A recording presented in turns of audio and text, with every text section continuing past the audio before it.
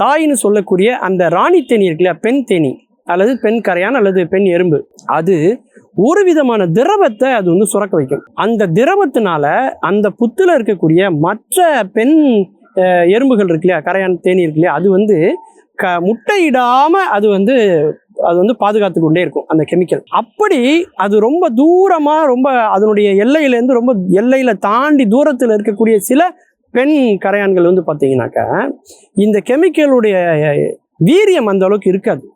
அதனால அது வந்து முட்டையிடும். அப்படி அந்த முட்டையிலேருந்து வரக்கூடியது வந்து பார்த்தீங்கன்னாக்கா ஒரு ஆணாகத்தான் இருக்கும். சில ராணி தேனீக்கள் என்ன பண்ணுதுன்னா முட்டையிடும். அப்படி முட்டையிட்ட உடனே என்ன பண்ணுனாக்கா அந்த ஆண் தேனி இருக்கு இல்லையா, அந்த ஆண் எறும்பு வந்து அதோட சேர்ந்து அந்த முட்டையை வந்து என்ன செய்யும்னாக்கா ஆணாக உற்பத்தி செய்யும். ஆனா அதே நேரத்தில் எல்லா முட்டைகளையும் அது ஆணா மாத்தாது. சில நேரங்களில் தோல்வியடைந்து சில முட்டைகள் மட்டும் அப்படியே பெண்ணாக வந்துடும்.